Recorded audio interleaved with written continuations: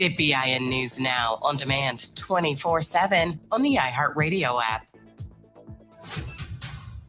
San Diego's events calendar is full of flavor. Dig into local wine and food festivals, treat the family to kid-inspired deals all October, and get a taste of glory at the Breeders' Cup World Championship. Plan your trip now at sandiego.org/awesome all year. Funded in part with City of San Diego Tourism Marketing District Assessment Funds. This is the KBLA Sports Minute with Ray Richardson. Tickets are on sale for the Las Vegas HBCU Classic between Grambling and Jackson State. It's the first ever HBCU football game in Vegas. The game is Saturday, October 25th at Allegiant Stadium, home of the NFL Las Vegas Raiders. 3 p.m. kickoff. Tickets are available on Ticketmaster or the Allegiant Stadium website. There will be at least 7 African Americans competing in this year's U.S. Open tennis tournament in New York City. 5 women and 2 men. The tournament kicks off on Sunday. On the women's side, Coco Gauff, the number 3 player in the world, Venus Williams, Madison Keys, Taylor Townsend, and Sakia Vickery. In the men's bracket, Ben Shelton, ranked number 6 in the world, and Francis Tiafoe. 2 NFL preseason games on the schedule today. Pittsburgh at Carolina on the NFL Network, and New England at the New York Giants on Prime Video. No debates, no speculation, just the info you need. That's your KBLA Sports Minute. I'm Ray Richardson on KBLA Talk 1580.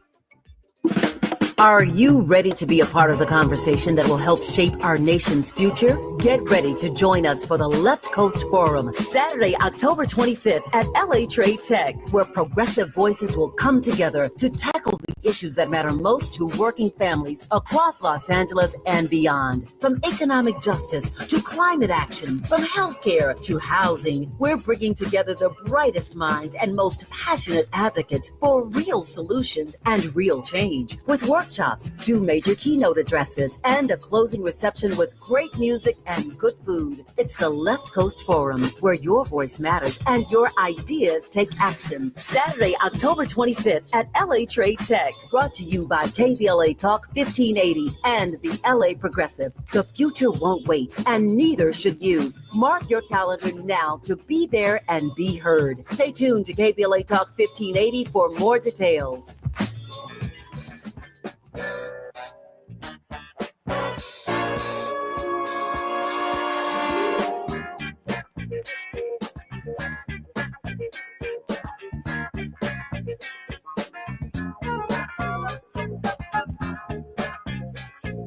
I'm Jesse Jackson Jr., and welcome forward to the Jesse Jackson Jr. Show on KBLA Talk 1580. We are covering current events today, but we're also looking around the world at the impact the current administration is having on continents throughout the world and specifically peoples within those continents. Today's Thursday, and it's worldwide with Jose Matthews on the Jesse Jackson Jr. Show. Jose is the co-founder of the firm based in Johannesburg, South Africa. That's where he is today. Jose has over 30 years experience in the public and private sector. He's lived and worked in England and the United States, as well as across Africa. Early in his career, he was at Hill & Knowlton in New York and at American Express corporate headquarters, where he was the director of state government affairs. He subsequently went to work in Washington, D.C., in the public affairs group at the law firm Washington and Christian, where he represented governments and corporate clients. Since moving back to South Africa in 2013, Jose served on the boards of the South African Post Office and on the board of the Retirement Fund of the Post Office. He also served as special assistant to the Reverend Jesse Jackson on both his presidential campaigns in 1984 and 1988. He served as special assistant to Kara Mosey Braun on her campaign in the United States Senate, has worked on my campaigns over the course of my 17 years in the Congress of the United States.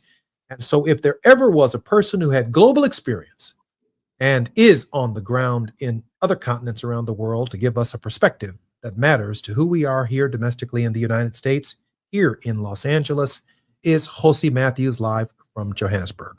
Jose, welcome forward to the Jesse Jackson Jr. Show. Good evening, and thank you for having me, Jesse.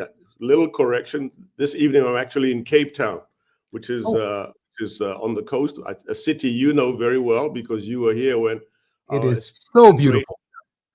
President Nelson Mandela was released from prison. You were here at that particular moment, so you know Cape Town, and I know it has particular personal significance for you because you witnessed one of the greatest moments in history in our lifetime. I Jose, I've been so many places with you, and there's so much that I've actually forgotten. The time that we spent in Mozambique with Samora Michel, and in Angola with Jose Eduardo dos Santos and Kenneth Kaunda, and that part of the world. Mr. Babangida, President Babangida in Nigeria. We spent Yes. a lot of time on the continent together, brother, and I'm so grateful that that you're a regular contributor on our show. Thank Host, you. how do Africans in the present climate perceive the United States, and how do they perceive the American people? And then I want to comment on something I watched very carefully on a debate between one of our most thoughtful scholars, an African-American woman. She debated 20 young conservative black men, Trump supporters, MAGA supporters, around a circle, and she had them come up one at a time, and she just knocked them all down. It was almost like the Three Stooges. She just kind of lined them up and just slapped everybody at the same time, and that's essentially what she did. But she made the distinction between African Americans and African American identity, and how we are perceived around the world, and how Africans perceive us, and the uniqueness of who each of us are in our respective cultures. We're just not all the same. Jose, welcome forward to the show. Thank you. I think part of it stems from the United States is a huge country, and now probably approaching over 300 million people. The continent is also huge and it's very diverse. And you'll often find that people of African descent on the African continent know a lot more about the United States than people of African descent who are, for all the reasons we know, who are born, raised in the US and are American, but have very, very little affinity or understanding except in very, very small numbers of the continent and an understanding. So we'll tend to look at Africa as a country. So they'll ask you, so how is Africa as a country? As opposed to what's Nigeria like, what's Cameroon like, where's Egypt in relation to South Africa? There's a lot of, I think, misunderstanding and misinformation, misinterpretation about the continent, and that tends to then self-perpetuate itself when you then get leaders saying that, making derogatory comments as the president did, the current president did in his first term, about in the manner in which he described the continent, and that also then tends to reinforce a particular stereotype of the continent. So I think that people still have a lot to be educated on with regards to the continent and the differences, the different cultures that we have. We see on the continent, we have similarities, we have different. As you know, in Mozambique and Angola, they speak Portuguese. In Francophone Africa, they speak French. In Equatorial Guinea, which is the only country on the continent other than Western Sahara, they speak Spanish. And you have these differences in terms of language, as well as their own languages, ethnic languages. I'll call them ethnic languages, but the languages that are particularly unique to each country on the continent. I mean, Nigeria has over 150 different languages with over 200 million people. There are dialects, there are languages, and then there are subsects of that. People will speak Hausa, will speak Yoruba, will speak Igbo, will speak Fulani. And there's so many differences that the continent has, which makes it so rich in culture and knowledge. Go to Mali, one of the greatest civilizations that emerged on the continent is from Mali. So I think that there's a lot of misconceptions that exist about Africa, and some of these misconceptions are perpetuated into myths that then find common currency in the United States, because people tend not to be very well informed and educated about the continent in the way in which Africans are I believe, very well educated about the United States. Jose, I'm Jesse Jackson Jr. Listen to KBLA Talk 1580. When we come forward, more with Jose Matthews. He's going to take us around Africa, and we're going to discuss perceptions of the American people, particularly African Americans, by our brothers and sisters abroad. I'm Jesse Jackson Jr. When we come forward, more with Jose Matthews. While you're stuck in traffic, we can at least bring you up to speed on the news of the day. You're listening to Jesse Jackson Jr. only on KBLA Talk 1580.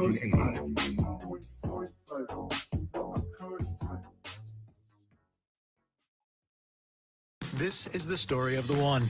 As a safety manager at a manufacturing plant, he does everything he can to keep his coworkers safe. From finding ways to reduce risks to keeping safety supplies in stock. And for that, he relies on Grainger.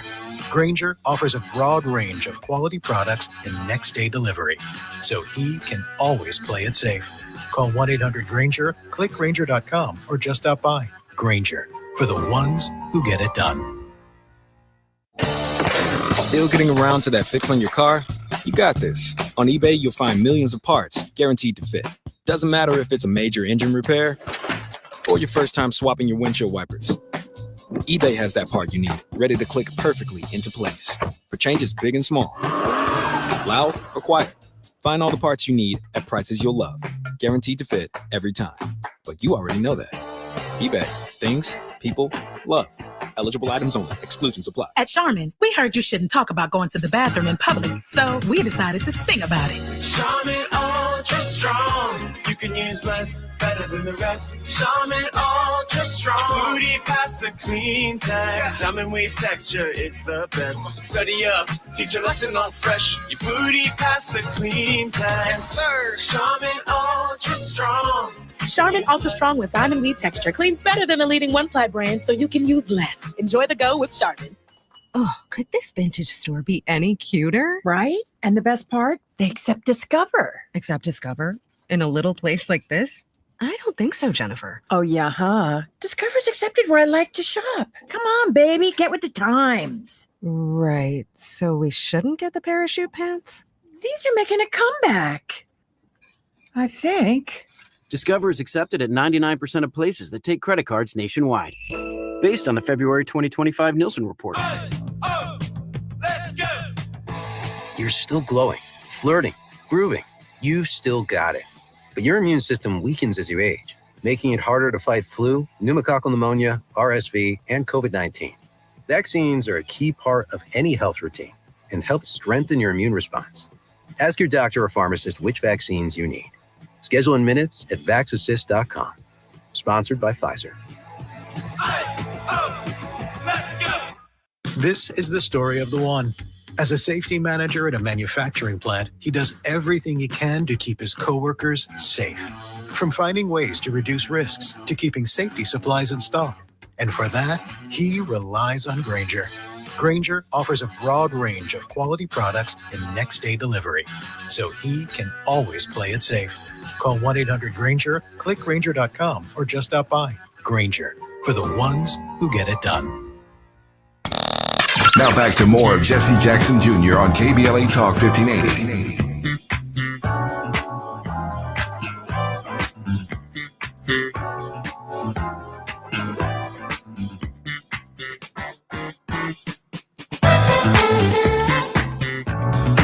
Welcome forward to the Jesse Jackson Jr. Show. I'm Jesse Jackson Jr. And in this hour, our very special guest is none other than Mr. Jose Matthews. His subsequent work took him to Washington, D.C. in the area of public affairs at the law firm of Washington and Christian. In 2021, Jose was appointed by the National Assembly of South Africa as a counselor on the Independent Communications Authority of South Africa, which regulates the technology and broadcasting industry in South Africa.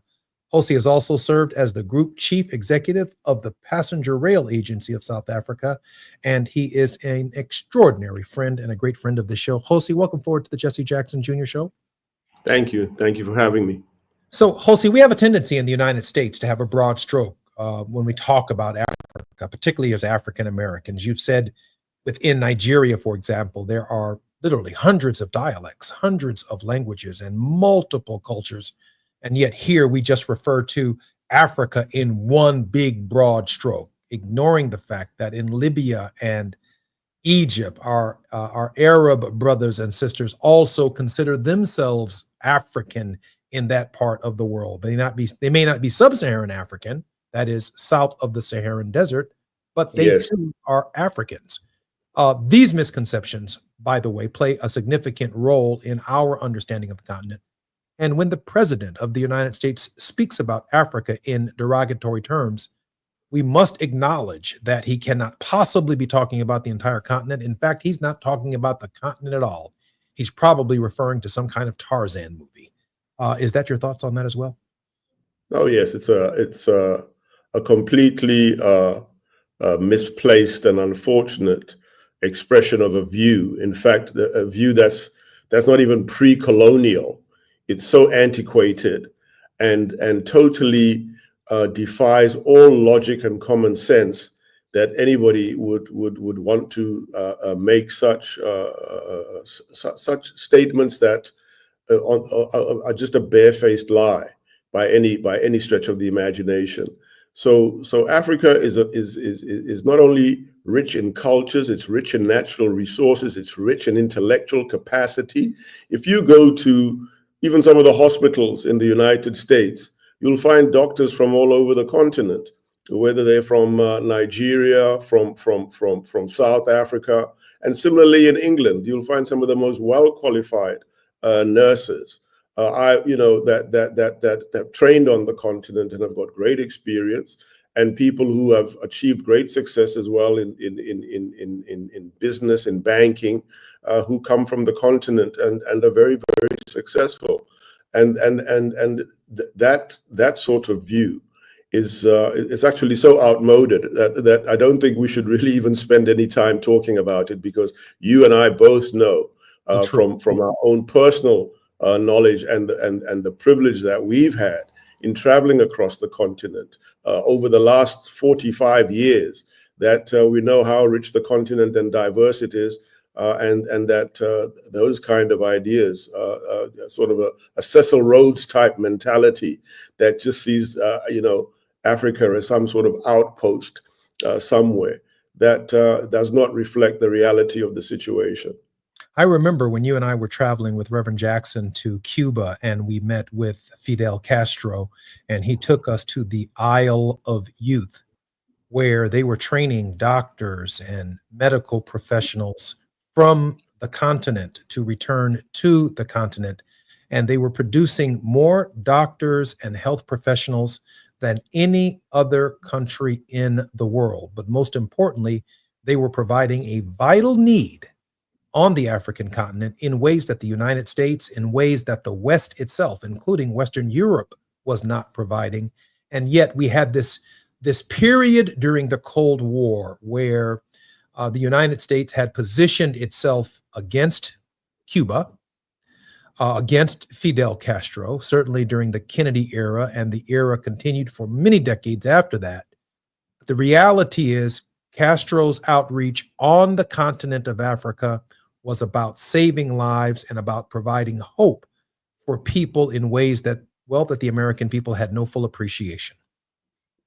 Well, I can say, I think without any challenge, that the relationship in particular between South Africa and Cuba remains an extremely strong one, particularly in the area that you refer to, in that a number of young South African medical students have had their medical training in Cuba. But further than that, Cuba sacrificed Cuban lives. You remember when we went to Angola, we went up to Cabinda, and we had the opportunity to see the Cuban effort that was being undertaken in that region as part of the effort to stop Savimbi, who was supported by the Reagan administration during that time. And it was the Cuban soldiers who actually held very, very strongly. And similarly in what was then Southwest Africa, the Cubans fought with SWAPO, fought with MPLA. And so Cuba occupies a particular place in the history of the continent, particularly in this part of the continent, where they made huge sacrifices to support the liberation, in particular, of South Africa. And I had the opportunity, when Fidel Castro paid a state visit to South Africa, to see him in the National Assembly. And one of the words, what he said at that time, is that when I thought about what it was going to be like to be standing here, and I thought about what I would write, I would be writing a love letter to South Africa because of how I feel about South Africa. And he was hosted by President Mandela on that occasion. So seeing those two remarkable icons standing shoulder to shoulder, I think it's one of those moments that one will never ever forget.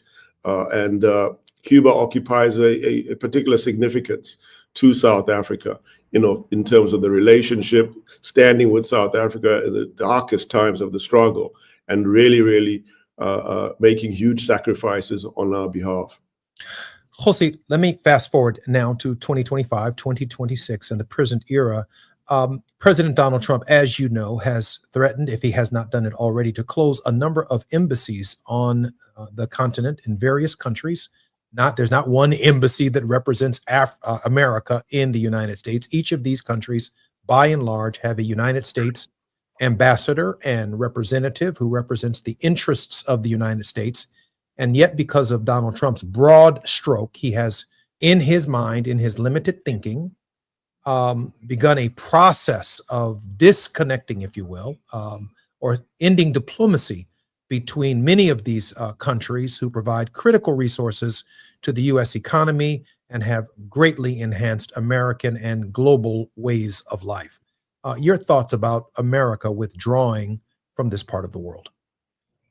Well, I think it'll be a huge mistake if America starts to withdraw, particularly if you get the so-called superpowers looking at the continent as their playing field once again, similar to 1887 Berlin Conference. We spoke about this a few weeks ago with Professor De Silva, and I think it would be it's a huge mistake, that withdrawal, because it's not driven by really any real strategic intent. It's more these things seem to be just driven by a whim, and that whim says, right, at this particular point we don't like you, and I mean, a comment which is quite troubling, that trying to make slavery seem bad. I don't even want to touch that one, but I think that it's something which the United States should think very much about, because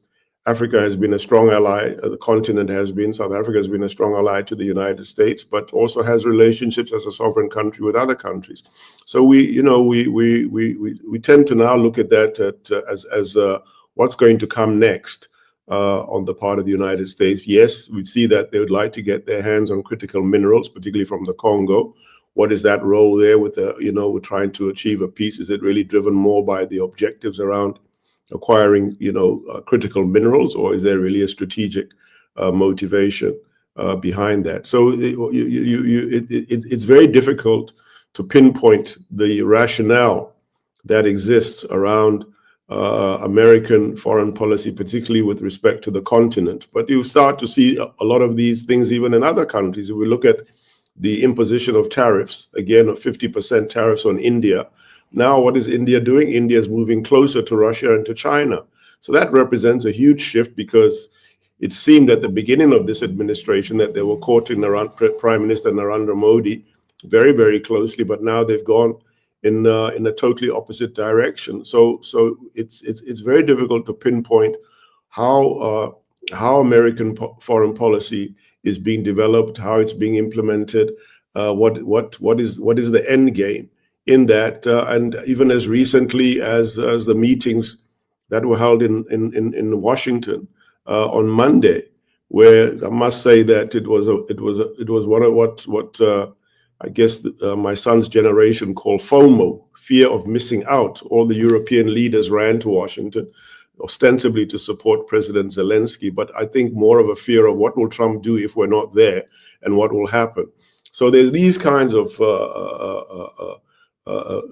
actions which confuse the world, and I as someone who's been a student of history, it's almost a Neville Chamberlain moment. So we're looking at is this a moment of peace in our time, and that backfired spectacularly, because war broke out very soon after. What drove that? It was the annexation by Germany of the Sudetenland in Czechoslovakia. And now you have a similar situation where Russia was unable to win land militarily from Ukraine, but is now being handed that land on a platter. So it's a very difficult moment, and it's not just confined to Africa. I think even in Europe, you're seeing a great deal of concern and fear as to what security guarantees will the Europeans be given in light of these concessions that are made or being considered for Russia, all in an attempt to get the Nobel Peace Prize. I mean, it's quite at times you want to laugh, but it's not funny. Jose, I want to talk about for just a moment. We have about 4 minutes before the break about a framework for how we should envision as African Americans and as the United States our relationship with Africa. I remember in the late 90s and the early 2000s when the late Congressman Charles Rangel championed a bill, the Africa Growth and Opportunity Act, AGOA, NAFTA for Africa. NAFTA was the North American Free Trade Agreement with Canada and with Mexico in that part in this particular hemisphere. But for Africa, they patterned an Africa Growth and Opportunity Act called AGOA. I offered an alternative piece of legislation, the most progressive ever in the Congress, called the HOPE Bill. HOPE standing for Human Rights, Opportunity, Partnership, and Empowerment. HOPE, the HOPE Bill, a framework that takes into account the history of exploitation, a framework that takes into account the history of slavery and the treatment of Africans, particularly sub-Saharan Africans and those who have been victimized by the slave trade. But now we're moving, Jose, into a completely new era, the billionaire class. You have Elon Musk, the wealthiest man in the world, surveying critical minerals, Donald Trump, every deal that he cuts, either with Ukraine, he always wants a critical minerals deal, even if he doesn't vie for peace. In Africa, he wants what? Critical mineral deals, even if he doesn't plan to feed the hungry or vaccinate the vaccinatedless, if you will. What, from your perspective, and I realize we only have 2 minutes and we'll talk about it more when we come forward, what would be, from your perspective, the proper framework for how America should be approaching Africa in this hour? Well, it has to be based upon a benefit for both sides. It can't just be let's extract the minerals and let's export them. There has to be a benefit for the source of the minerals and a creation of jobs, industries in those countries from where the minerals are being extracted. So it has to be a codependent relationship. It cannot just be a relationship that's pure exploitation in the interest of making a buck, billionaires, trillionaires. You know, it shouldn't do that. There has to be a mechanism whereby there's an industrialization that takes place on the continent, and job creation and education and improved services.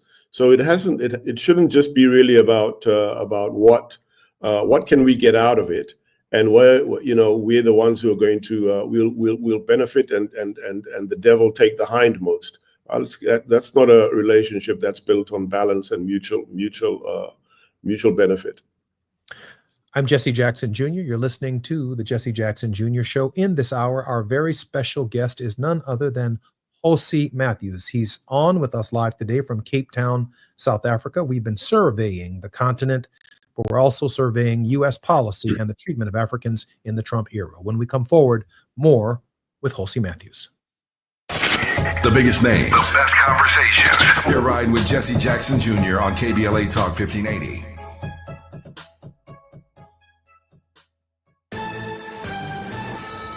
I'm Amber Payton with BIN News Now. The family of Black Inglewood, California Dean Dr. Kamisha Clark is suing Spartan College after she was fatally shot at work May 2nd. And the sad part about her death was that it was completely preventable. Her assistant was wounded and a security guard and 6-time felon was arrested.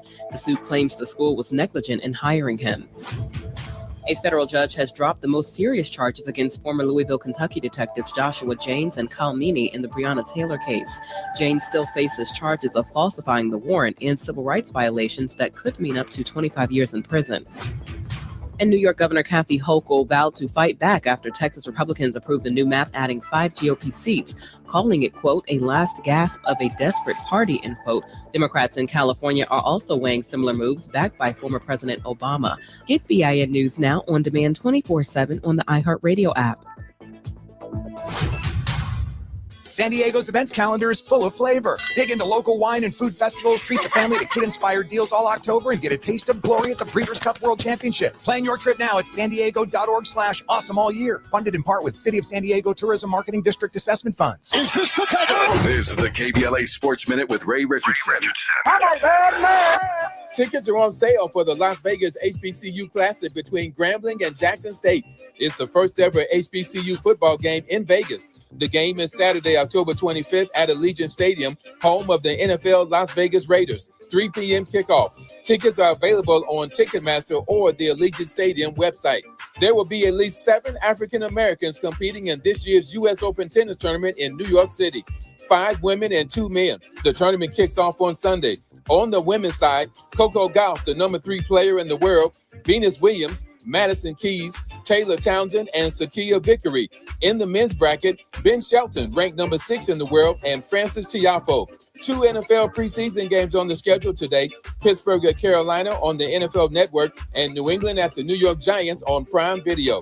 No debates, no speculation, just the info you need. That's your KBLA Sports Minute. I'm Ray Richardson on KBLA Talk 1580.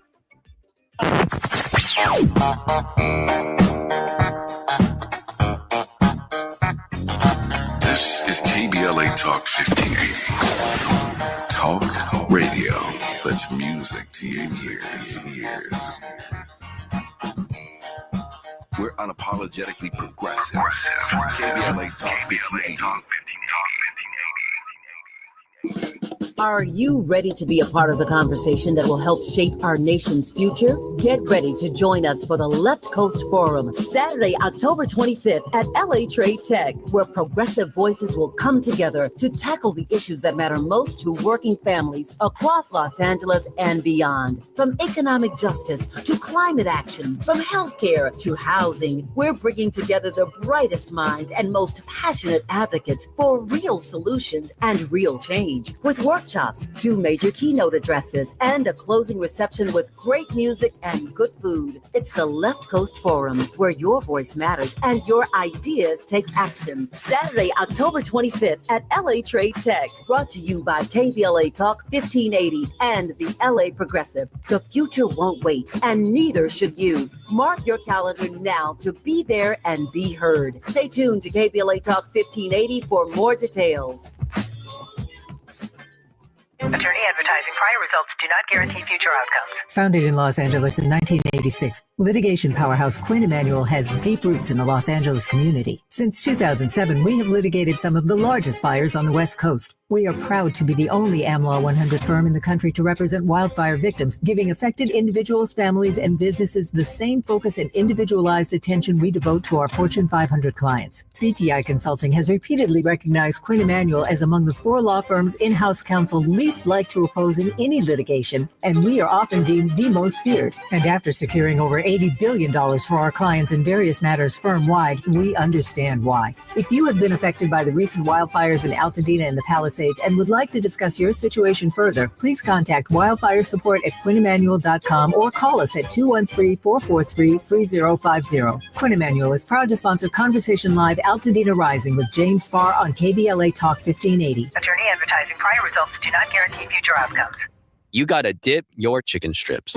Hey, this is Kiani. And this is Tabitha. And a little thing we love about Chick-fil-A chicken strips is all the different sauces we can dip them in. I like to line up all my favorite sauces so that in every bite, I have a different flavor. Then with the tenderness of the chicken, the juiciness of it, it's all there. And for me, I like to mix my sauces so I get a little tang and I get a little sweetness all in one bite. That's what makes it for me. Like, that's what does it for me. That's what I'm saying.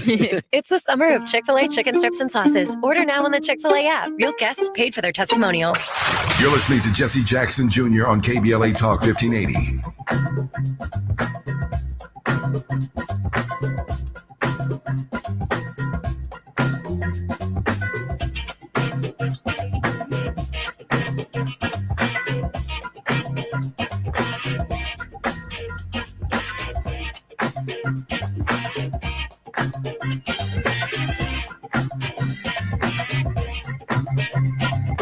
I'm Jesse Jackson Jr. Welcome forward to the Jesse Jackson Jr. Show. This coming Saturday, I am speaking at the Jelani Day Foundation Fundraiser Gala.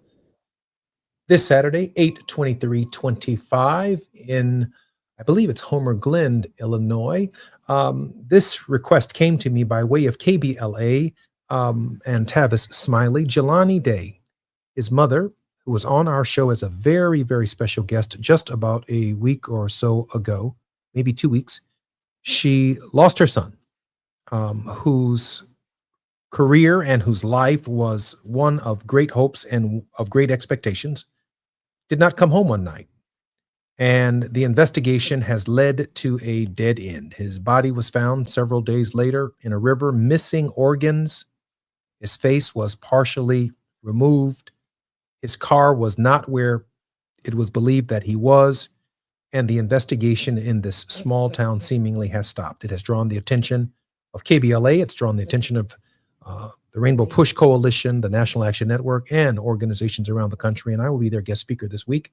We continue to pray for their family.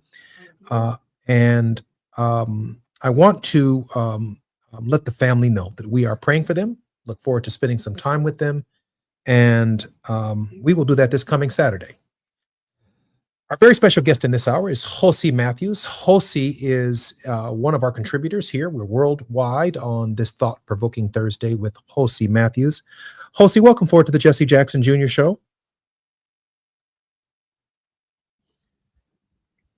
Josie, I was just looking up this article that was a bit disappointing that I read earlier this week when it said Uganda will accept third-party deportees from the United States.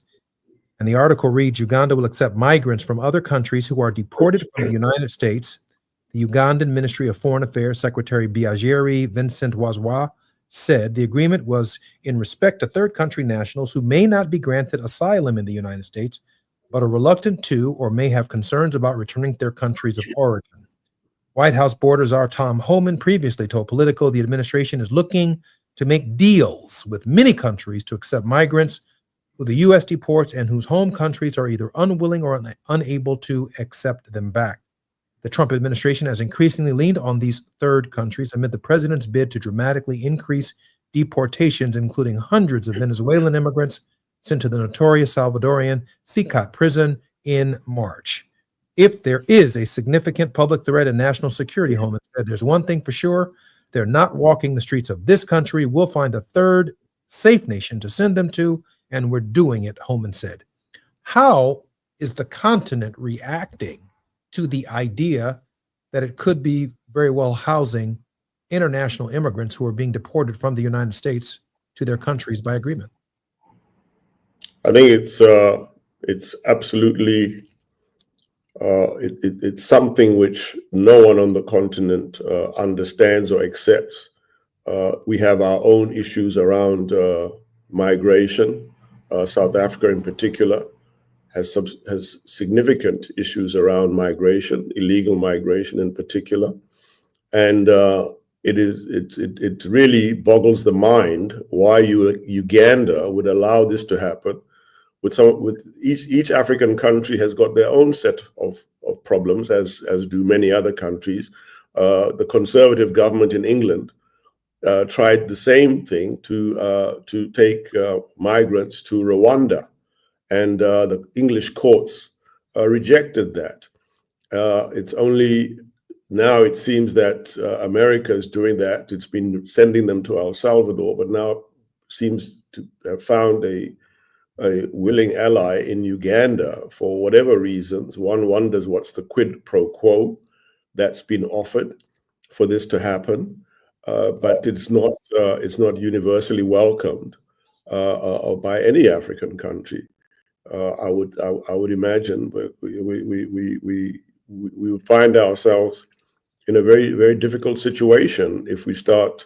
How do you absorb those immigrants, and how, what are the numbers going to be? In particular, let's just talk about Uganda. What does it mean for Uganda? What does it mean for the economy? How are they going to be housed? What arrangements are being made for them in Uganda? So it's really a very difficult policy decision, not only by the United States, but I guess for the United States it's an easy one, because just pack them into a C-130 and drop them off at Kampala airport and turn around and come back. We've made such an arrangement with the Ugandans based upon ABCD, and it's no longer our problem. But I would think that at some point there'll be some, in each respective country where this is put forward, I would think that there'll be internal resistance to that because it just adds more problems to the fiscus. And in South Africa, we've seen the challenges that South Africa has faced around illegal immigration in particular. And it's something that is it's become of serious concern. And in some cases, it's become a very serious election issue, as it was in the United States. So when it's not properly managed, it does become a problem. But just packing them onto a plane, as I say, and just dumping them somewhere is really, it's unheard of. And when the British tried it, it failed. And we hope that it would fail during this period. Jose, do you see this administration eventually attempting to deport African Americans to Uganda who might have committed offenses in the United States? And hence, the question I think I would ask is, what of their constitutional rights? Would they be guaranteed certain rights under law that would be under American jurisprudence or jurisdiction in a foreign land? Or would they then be subject, if you would imagine, because you are a lawyer, would you imagine that they would be subject to Ugandan justice? They'd be subject to Ugandan justice because they're a sovereign country with its own constitution. So they're no longer guaranteed the same rights and privileges that they are under the Constitution of the United States. And so they become, to all intents and purposes, inhabitants of that country, and have to confront the legal requirements of that specific country that they're now resident in. Just as much as if you go to the United States, you can't say, well, I've got a South African passport, therefore no. The American Constitution is supreme. Therefore, you fall under the U.S. Constitution and the laws of the United States. So the similar rule would apply to anybody who went to any country anywhere in the world. You're subject to the laws of that country however they're written.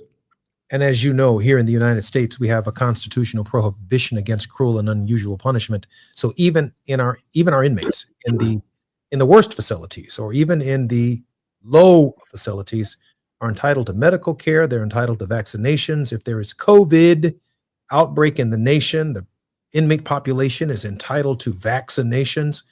But what if Americans are overseas? What if men and women that we deport to foreign nations abroad don't have the medical facilities or the vaccination capacities to be able to provide them with the services that they would have received here in the United States? This is a disaster of enormous human rights consequences that we're looking at. And I'm not so sure that the Department of Homeland Security has given the kind of thought that is necessary to remove these men and women from our country and send them to foreign countries that have fundamentally different standards. Jose, there have to be some thoughts on your mind about what's taking place in the economic world with respect to tariffs and trade.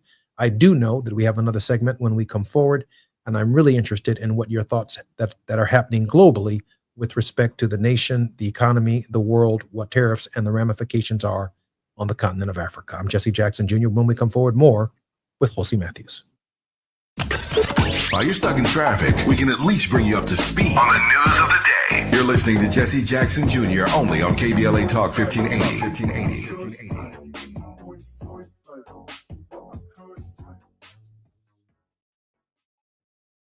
You hear that? That's Mike sleeping soundly on a Sunday night.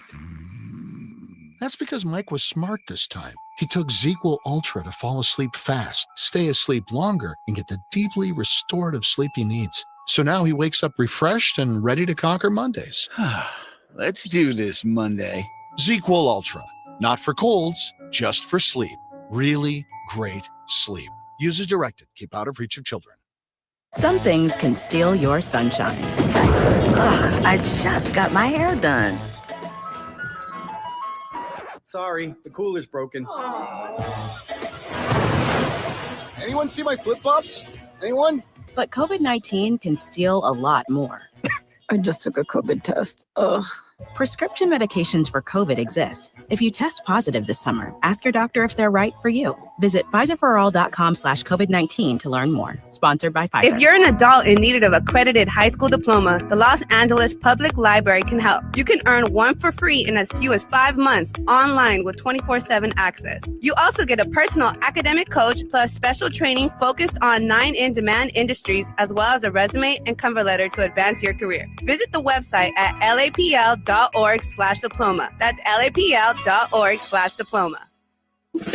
Are you ready to be a part of the conversation that will help shape our nation's future? Get ready to join us for the Left Coast Forum, Saturday, October 25th at LA Trade Tech, where progressive voices will come together to tackle the issues that matter most to working families across Los Angeles and beyond. From economic justice to climate action, from healthcare to housing, we're bringing together the brightest minds and most passionate advocates for real solutions and real change. With workshops, 2 major keynote addresses, and a closing reception with great music and good food. It's the Left Coast Forum, where your voice matters and your ideas take action. Saturday, October 25th at LA Trade Tech. Brought to you by KBLA Talk 1580 and the LA Progressive. The future won't wait, and neither should you. Mark your calendar now to be there and be heard. Stay tuned to KBLA Talk 1580 for more details.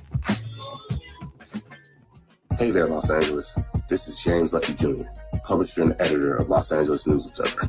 Are you hungry for news that matters to you in the African-American communities of Los Angeles? Well, buckle up, because we got the scoop you've been craving. Stay in the know and never miss a beat with our free weekly publications conveniently available near you. Or hop on the digital wave and become an exclusive subscriber at OGNSC.com. Don't forget to join the party on Instagram and Twitter at OGNSCINC for behind-the-scenes access and sizzling updates. No more FOMO. Let's stay informed, connected, and empowered together. Paul's new drone startup just lost its most genius computer scientist. We just lost our best genius to some new genius who's got a genius new idea. I'm going to have to find a new genius or 2 half geniuses and fast. He needs a computer scientist that can keep his startup from falling down. I need Indeed. Indeed you do. When you sponsor a job on Indeed, it's easier for talented candidates to find it, which makes it easier for you to hire them. Visit Indeed.com/credit and get $75 towards your first sponsored job. Terms and conditions apply. Now back to more of Jesse Jackson Jr. on KBLA Talk 1580.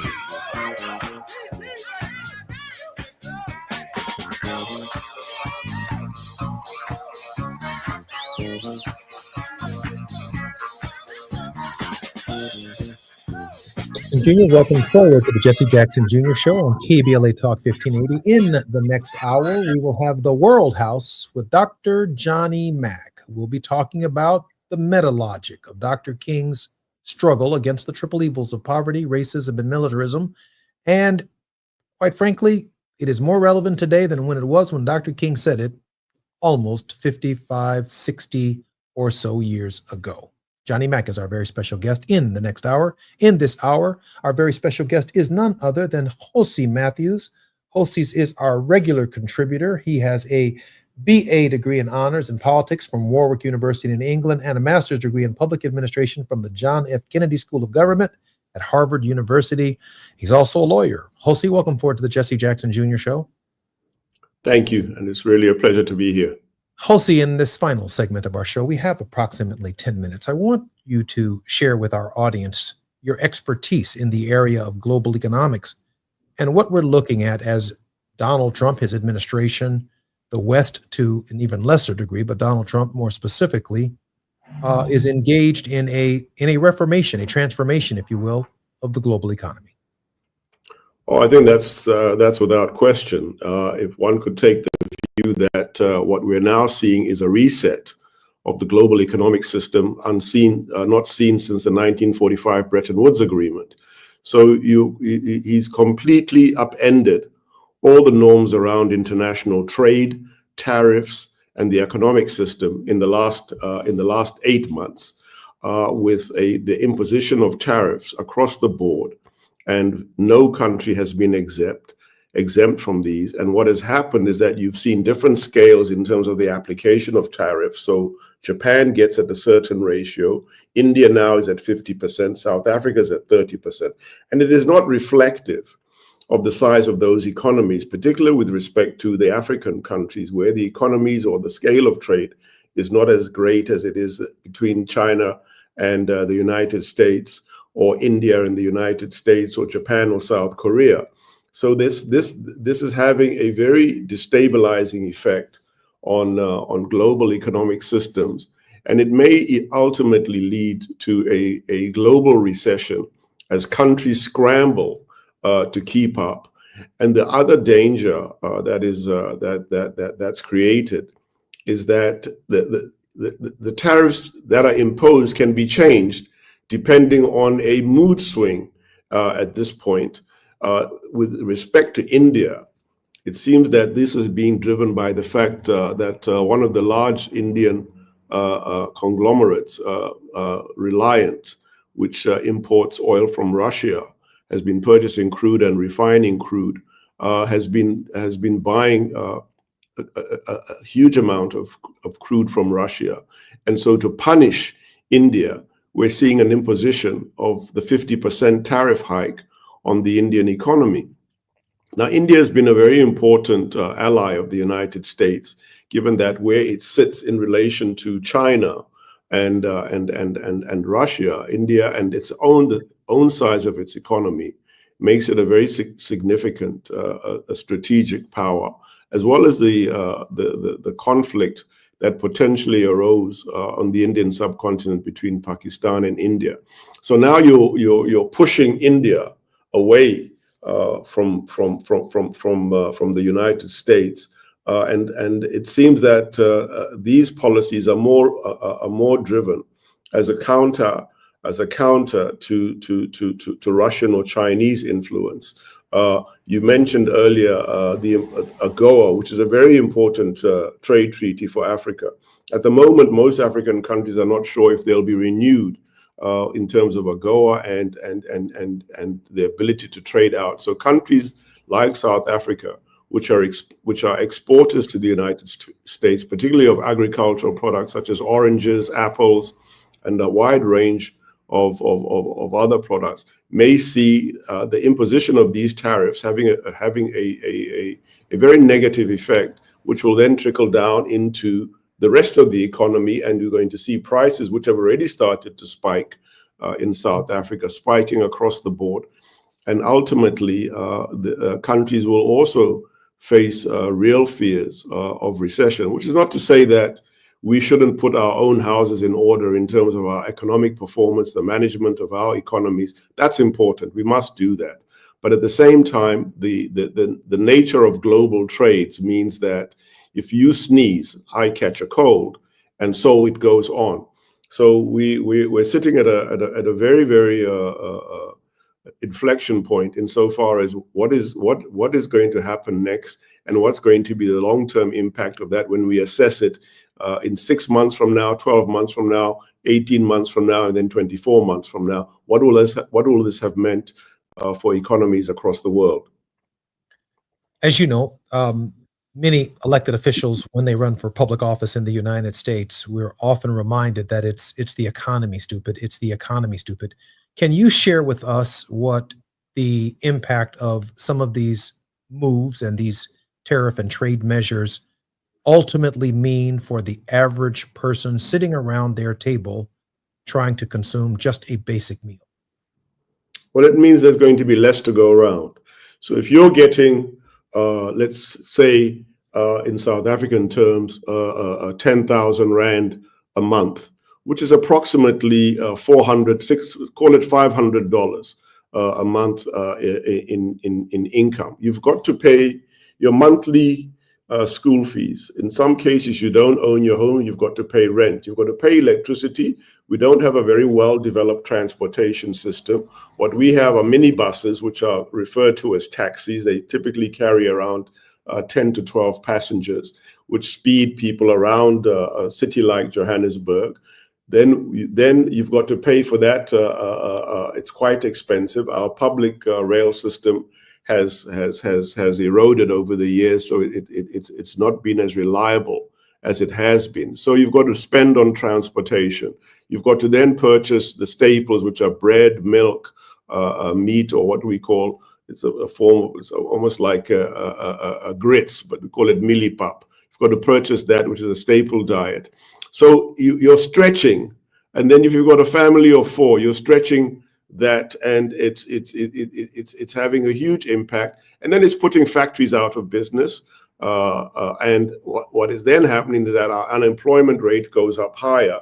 So the consequences downstream tend to be quite severe, even in the short term. And petrol prices go up, so the taxi drivers must put up their prices. So you're going to see less in your pocket at the end of the month, because you've got to pay for essential services, you've got to pay for your kids to go to school, you've got to pay for electricity, and there are a number of other costs that are related that tend to shrink what you're getting in your daily or in your monthly income. And that's as a consequence of the global economic system. It does have an effect down. So it's absolutely right. Your friend James Carville, I think, and his group are quite right. It is the economy, stupid, and it does. It's what talks to what allows a society to function, and to function at an optimum level is how the economy is run. What is the impact on the economy,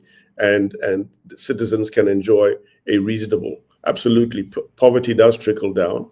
And you see that wealth is escalating, and the number of wealthy are increasing. The so-called beautiful bill is not beautiful to people in the Mississippi Delta or in the bayous of Louisiana, or in parts of Lagos or Johannesburg. It's going to have a severe impact on them, and I think that we'll start to see those challenges in the foreseeable future. In this moment, I'm thinking about something Martin Luther King Jr. said when he talked about the inescapable common mutuality, the fact that we share a common bond with people throughout the world. And in a real sense, while we hear these large economic terms that often deal with numbers that the average person on the planet cannot fathom, this boils down to whether or not men and women and families can eat. It boils down to whether or not they can take home enough money to provide for their families, to pay their basic utilities, to afford their mortgages, or for that matter, to pay their rent. And when we see, for example, here in the United States, the president of the United States rounding up homeless people in Washington, D.C., and threatening to round up homeless people in different cities throughout the United States and discard them, Jose, I know you've been to these cities. You've been through these cities here in the United States. It's as if the problem goes away simply because we cannot see it. Michael Harrington said that America has the best dressed poverty in the world, that we go to work every day, that we live every day, and we look very good every day. But the fact of the matter is, so many millions of people find themselves destitute. Dad referred to them in 1984 as the derelicts of destitution. I'm Jesse Jackson Jr. Jose Matthews has been our very special guest on the Jesse Jackson Jr. Show. When we come forward, we'll be in the World House with Johnny Mack. Thank you, Jose. Thank you. Have a good evening. KBLA 1580 Santa Monica. I'm Amber Payton with BIN News Now. The family of Black Inglewood, California Dean Dr. Kamisha Clark is suing Spartan College after she was fatally shot at work May 2nd. And the sad part about her death was that it was completely preventable. Her assistant was wounded and a security guard and 6-time felon was arrested. The suit claims the school was negligent in hiring him. A federal judge has dropped the most serious charges against former Louisville, Kentucky detectives Joshua Janes and Kyle Meany in the Breonna Taylor case. Janes still faces charges of falsifying the warrant and civil rights violations that could mean up to 25 years in prison. And New York Governor Kathy Hochul vowed to fight back after Texas Republicans approved the new map adding 5 GOP seats, calling it, quote, a last gasp of a desperate party, end quote. Democrats in California are also weighing similar moves backed by former President Obama. Get BIN News now on demand 24/7 on the iHeartRadio app. San Diego's events calendar is full of flavor. Dig into local wine and food festivals, treat the family to kid-inspired deals all October, and get a taste of glory at the Breeders' Cup World Championship. Plan your trip now at sandiego.org/awesome all year. Funded in part with City of San Diego Tourism Marketing District Assessment Funds. This is the KBLA Sports Minute with Ray Richardson. Tickets are on sale for the Las Vegas HBCU Classic between Grambling and Jackson State. It's the first ever HBCU football game in Vegas. The game is Saturday, October 25th at Allegiant Stadium, home of the NFL Las Vegas Raiders. 3 p.m. kickoff. Tickets are available on Ticketmaster or the Allegiant Stadium website. There will be at least 7 African Americans competing in this year's U.S. Open tennis tournament in New York City. 5 women and 2 men. The tournament kicks off on Sunday. On the women's side, Coco Gauff, the number 3 player in the world, Venus Williams, Madison Keys, Taylor Townsend, and Sakia Vickery. In the men's bracket, Ben Shelton, ranked number 6 in the world, and Francis Tiafoe. 2 NFL preseason games on the schedule today. Pittsburgh at Carolina on the NFL Network, and New England at the New York Giants on Prime Video. No debates, no speculation, just the info you need. That's your KBLA Sports Minute. I'm Ray Richardson on KBLA Talk 1580. At the tone, please record your message. You ready? Drop it! Mr. Tavis Smiley, preach it. Thank you, man. Politics in this country is crazy. You put things in perspective that even I didn't. The right is playing fast and loose with facts and scapegoating everyone under the sun, especially black and brown people. As a white man, I do not agree with this, and I am on my black and brown brothers and sisters' side. Fight the good fight. Know that I am part of the resistance. Let's fight the power. Our freedom of speech is freedom of death. We got to fight the powers that be. KBLA Talk 1580. We've got your black.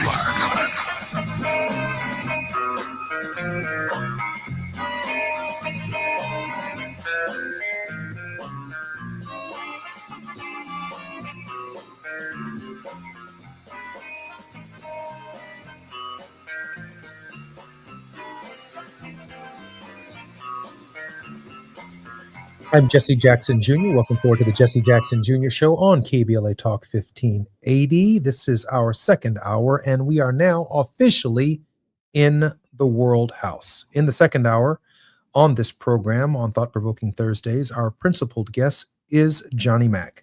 Johnny's well-traveled throughout America, Africa, Asia, Europe, and the Middle East, explicating Dr. King's call for to restructure the social edifice and its triple evils of poverty, racism, and militarism, with a revolution of values that are effected through peaceable power, building communities without boundaries. Johnny Mack is one of our most exciting guests because he forces us every week to reflect. But he's also the sum of our shows for the week as we reflect upon Dr. King's work. My dad shared with me a long time ago that when you're sharpening your pencil, you lose some good wood and some good lead, but as long as you get to the point. And that's what we do with Johnny Mack on Thursdays. Johnny, welcome forward to the Jesse Jackson Jr. Show. Jesse, thank you. It's great to be here. I'm so honored that you're here with us this week. Johnny, I was reading in chapter 15 of Dr. King's book, The Strength to Love, one of the best books, I believe, for reflection that have ever been written. In the last paragraph of the final chapter of that book, he says this: the past decade has been a most exciting one. In spite of the tensions and uncertainties of this period, something profoundly meaningful is taking place. Old systems of exploitation and oppression are passing away. New systems of justice and equality are being born. In a real sense, this is a great time to be alive. Therefore, I am not yet discouraged about the future. Granted that the easygoing optimism of yesterday is impossible. Granted that we face a world crisis that leaves us standing so often amid the surging murmur of life's restless sea. Every crisis has both its dangers and its opportunities. It can spell either salvation or doom.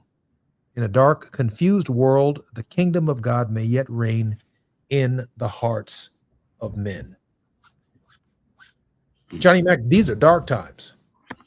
And 60 years ago, Martin Luther King Jr. was encouraging an optimism that in this moment, it seems is lost. It is lost because the forces of evil, if you will, I try to give the demon a name, are so overwhelming that it's hard to center one's self in the idea of, Dr. King referred to it as the kingdom of God. And I'm assuming the kingdom of God on earth as it is in heaven, which is not far from the idea of the world house, clearly complicated by the triple evils of poverty, racism, and militarism. I want to press you today to find out if there's any optimism left. Well, is there optimism left? Of course there is. The question is, where do we find it? Martin Luther King Jr. in the mid-20th century was the voice of optimism in so many ways, witnessed by the quote you just read. It's interesting, Jesse, that in that quote, King says, "I am not yet discouraged." There's something about that yet,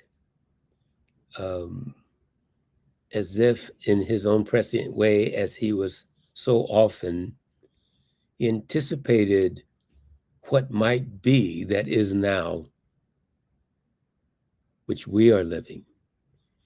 A world where, as is suggested in your question, there doesn't seem to be much optimism or hope. But if we are to find optimism and if we are to find hope, we have to find it in ourselves individually and collectively, don't we? And I think that is what King represented. In his greatest hours of despair, it is the hope that he found in the heaven that he sought. And it was his indefatigable faith that justice would ultimately prevail, that arc of the universe would bend in that direction of justice. And so the question is, do we hold that same hope? Do we have that same faith?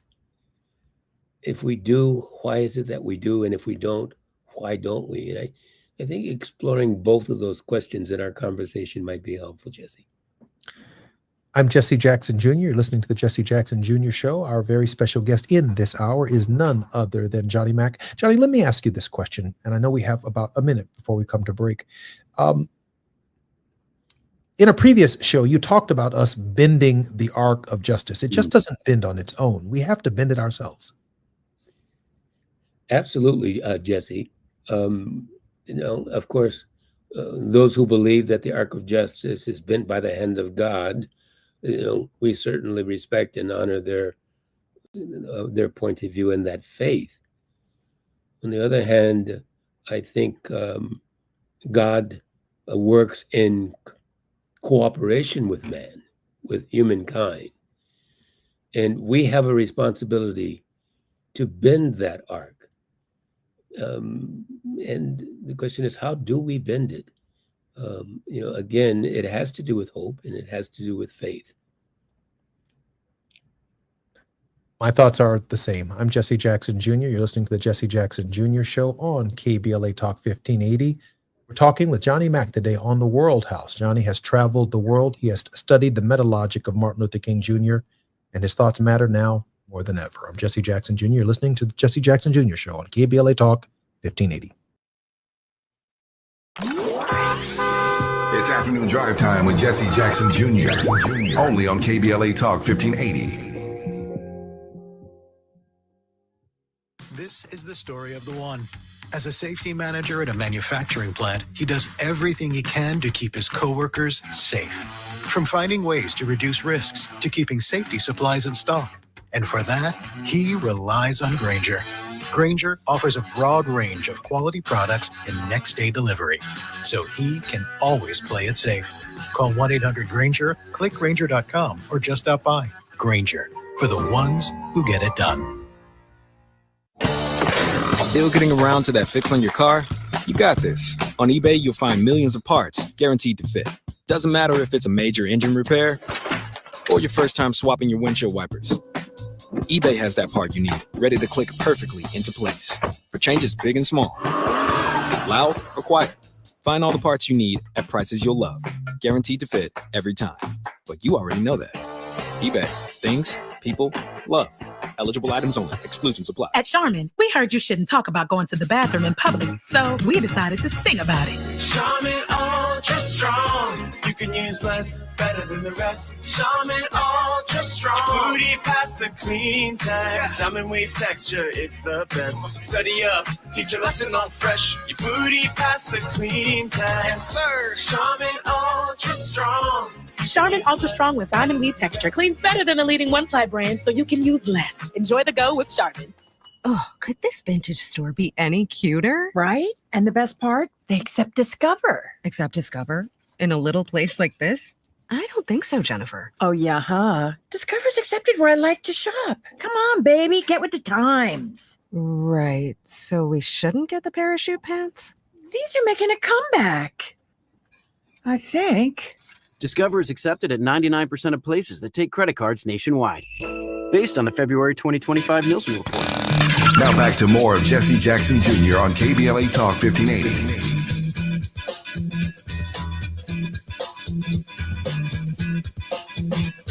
I'm Jesse Jackson Jr., listening to the Jesse Jackson Jr. Show on KBLA Talk 1580. Our very special guest at this hour is none other than Johnny Mack. Johnny, welcome forward to the Jesse Jackson Jr. Show. Thank you, Jesse. Great to be here. Johnny, I was thinking about legend. It is believed to be legend that Martin Luther King Jr. kept a copy of Howard Thurman's book, Jesus and the Disinherited, with him at all times. I'm reflecting in this moment from the previous segment about your having turned the conversation to the inward journey. And Thurman did write a collection of essays on the inward journey, and it's pretty impossible for me to assume that King, who had such high regard for Thurman, would not have read the inward journey. And one of the key themes in the book is the quest for meaning, for understanding, for fulfillment, love, peace, and God. The book clearly explores the fundamental human aspirations through insightful reflections in a very, very poetic language. But Thurman is also suggesting that the connection between the human spirit and the divine can also, from the inward journey, lead to an action in the present that is divinely inspired to do justice, to do right, to bend the arc. It's not just without this inward journey, it's just a political act. It's just a political expression. We're just liberal activity. We've got to stand up and fight today. But on the inward journey, there is a reflection of meaning, understanding, fulfillment, love, peace, and God that is part of the journey as well. And certainly the metalogic that you have articulated is a reflection that Dr. King gave thought to. But, Jesse, Thurman was really a giant in so many ways. I have that book, Jesus and the Disinherited. I'm sure it's on your library shelf as well. And as I think about that book and about his own life, one well worth studying, I'm impressed that life really was very different then. And I often wonder what people like Howard Thurman and Martin Luther King Jr. would say, and how they would think about the world as we live it today, as we deal with the exigencies, if you will, of life. You mentioned that Thurman's book talks about, this inwardness and one's reflection on that inward life in the press of today's world, with so much information coming at us so fast from so many different directions, with electronic partners that we carry in our pockets that do more to shape our thinking and our inward lives than we'd like to admit, one wonders if we do have the time to reflect on the things that Thurman was talking about. And so I wonder, what is it about our current culture? Culture is so important here. It's an operative word in the challenges and opportunities that we confront. But does our current culture allow us to really have that inward thought, that inward reflection? I don't think so. I mean, I just don't see so. I don't think so. I think there is so much coming at us so quick that there is an attention span problem, like a deficit disorder, that if you don't carve out time for the space for the inward journey, if you don't my dad used to say when he spoke in elementary schools and high schools that parents should tell their children to turn that television off at least 2 hours a night, to study, to focus, to have their lessons learned and taught and debated and worked through with their parents, that they should sit down and have dinner with their families at least an hour or maybe 30 minutes or so every night, that we have to consciously carve out the time to engage in the reflective journey. I mean, if not, you are simply overwhelmed by the number of phone calls, by the number of text messages, by the number of Facebook posts, by the infinite number of television stations and programming and movies and content that exists, that there is not an hour or a moment where the inward journey or the reflection occurs. I mean, cell phones going off in the middle of church services, in the middle of synagogue services, in the mosques, because we find ourselves completely distracted. And then, let me take a leap here. When the distraction ends up in the highest office in the land, it only compounds the distraction. So how do we recover that time? How do we recover that space?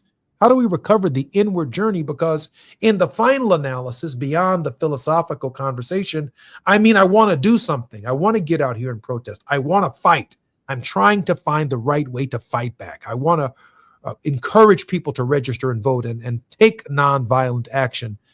But I don't also want to be on a full-time inward journey that leads to, Johnny, inaction. Yes. So we're so otherworldly mindful that we're no earthly good. Huh? Yeah.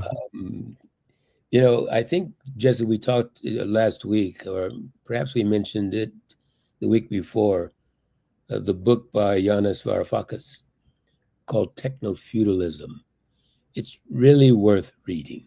It's a very important book because he talks about how today's technology has captured, my words, not his, but the meaning I think of his thought, has captured our imaginations and even our own thinking processes, and is forming and shaping us, how we think, how we interact with our own selves, with each other, and with the very system that he is cautioning us to be wary of.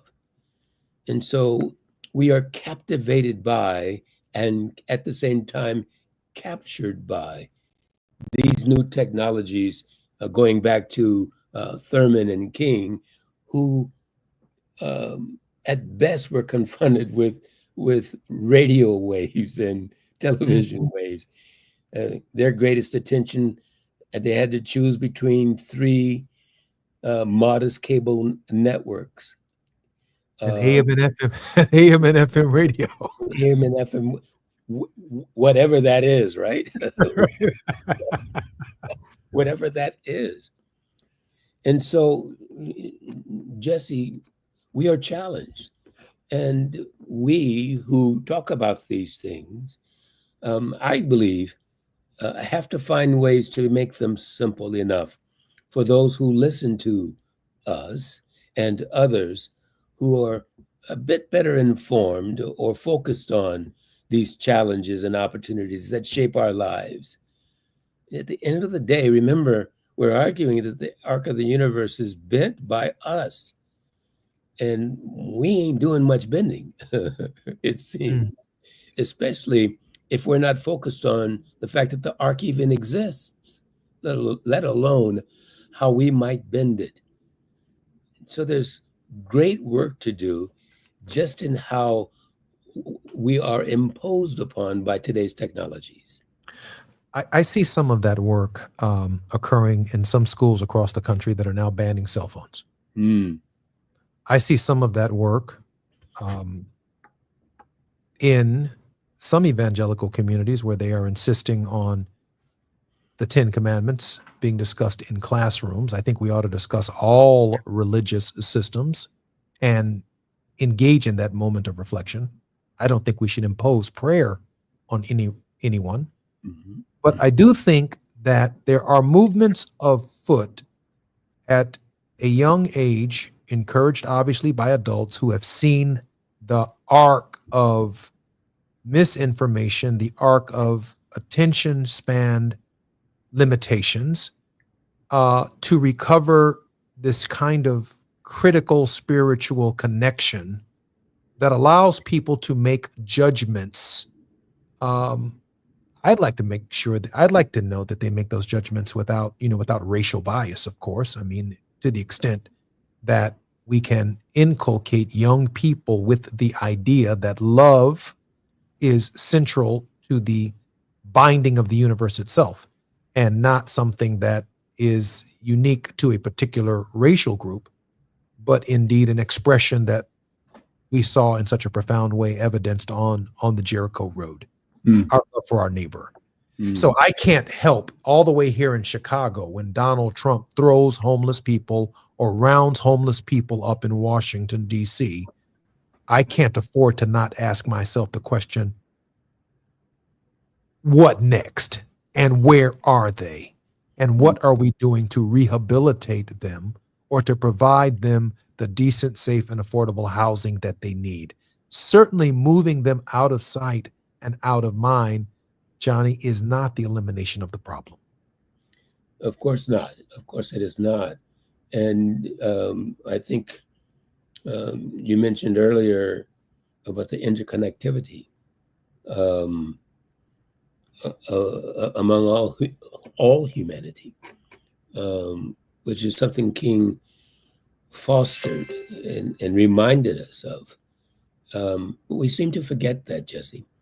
We live in a neoliberal world of consumerism and meism, if I can use that term, and somehow it's looked down upon if we aren't producing our own, when the very systems in which we are forced to operate and forced to live don't provide the opportunities for us to provide for ourselves. Bending the arc of justice is creating those opportunities. It's creating a social order and a social structure that gives people a fair chance at life, not just making a living. I don't disagree with that. I just think that the value system itself is about getting an education, getting as much as I possibly can, working my way towards retirement, not caring about my neighbor at all, spending the rest of my life on a cruise ship, and not having to stop long enough to even look at humanity on life's Jericho Road. And I think when Dr. King makes his argument about loving your neighbor and about the Samaritan, this is a question that is presented to him by a lawyer. And the lawyer, trying to catch Jesus in a debate, asks the question, what is the law? And Jesus responds, to love one God and your neighbor as yourself. And rather than accepting the answer, the lawyer, busy as hell, turns to Jesus and says, well, who's my neighbor? Since you got all the answers. And then rather than argue with the lawyer, Jesus places the answer on a road where a stranger had fallen, and the Samaritan and the priest and the Levite all had the opportunity to walk by. But it is the Samaritan, whose name we do not know, that defines the ethic. His compassion, his empathy, his willingness to put his schedule aside to engage in a direct human contact with a human being who had fallen, beaten, and robbed on life's Jericho road. The way in which that crime, Johnny, takes place today may not be physical violence. It may be spiritual violence. It may present itself in any number of different ways. Either way, it is violent. And the Samaritan not only offers the man some service and some help, but he takes them, puts him on his horse, takes him to a nearby hospital or an inn, and promises to pay any additional services upon his return from being so busy. So, this ethic for King not only defined what he thought the great society or the world house should look like, it was also at the center of the ministry of Jesus of Nazareth. And I just don't see people having time for that. Now they might flick a coin to a beggar. They see someone walking up to their window. They pull their window up, and the rounding up of the homeless in Washington, D.C. just makes me sick to my stomach. Yes. And you know, we must be quick, Jesse, to recognize that the Good Samaritan, this unnamed soul who takes the time out of his busy day to attend to the needs of one who has fallen, is looked upon when King analyzes this. And King says, and we often miss this, Jesse, not only does the Samaritan act individually upon another individual's need, but King says that true compassion is more than flinging a coin to a beggar. Stay with me, Jesse. True compassion is more than flinging a coin to a beggar, as if he might be even chiding the Samaritan just a bit. But Good Samaritan, after you have done all that you've done, you are not yet finished. King says it is recognizing that the very edifice that produced the beggar must be restructured. The bending of the ark, Jesse, and the ark is an edifice. An ark is an edifice. It is a human-made, in this case, implement of life. King is saying this edifice must be restructured. And we collective as Samaritans, must bend that ark by restructuring the edifice that produces the beggar. I'm Jesse Jackson Jr. You're listening to the Jesse Jackson Jr. Show. We are in the World House with Dr. Johnny Mack on Thursdays as we bring our week to our own responsibilities and take our inward journey. We simply can't do it without Johnny Mack. I'm Jesse Jackson Jr. This is KBLA Talk 1580. More when we come forward with Dr.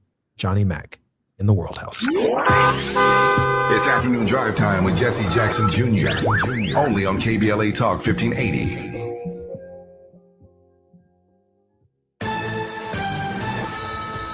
I'm Amber Payton with BIN News Now. Illinois Governor J.B. Pritzker says Illinois cannot bail out Chicago Public Schools' $734 million deficit. We should try to find the money, but we don't have those resources today. Black Mayor Brandon Johnson and the teachers union want $1.6 billion more from the state, but Pritzker says the funds are not there. The Justice Department is investigating Fed Governor Lisa Cook, who is Black, after a Trump-era referral alleging she claimed 2 homes as her primary residence. A letter urged Fed Chair Jerome Powell to fire her, though the Supreme Court has said board members are protected from political terminations. And Black D.C. Mayor Muriel Bowser says she'll cooperate with a Department of Justice probe into the city's crime stats, rejecting President Trump's claim they were altered. She noted violent crime has dropped the past 2 years and pushed back on calling the federal crackdown a takeover, though she opposes armed troops in the Capitol. Get BIN News now on demand 24/7 on the iHeartRadio app.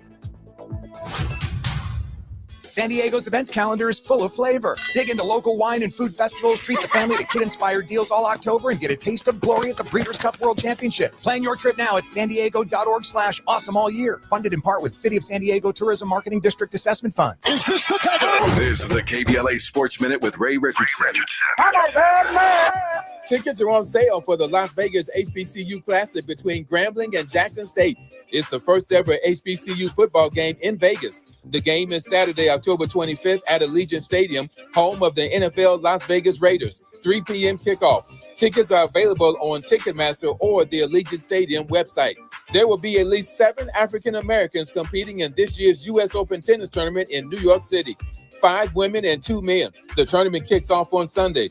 On the women's side, Coco Gauff, the number 3 player in the world, Venus Williams, Madison Keys, Taylor Townsend, and Sakia Vickery.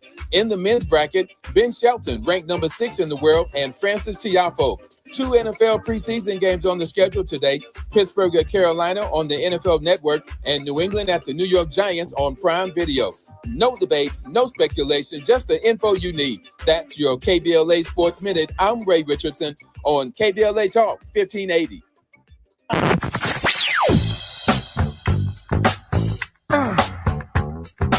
This is KBLA Talk 1580.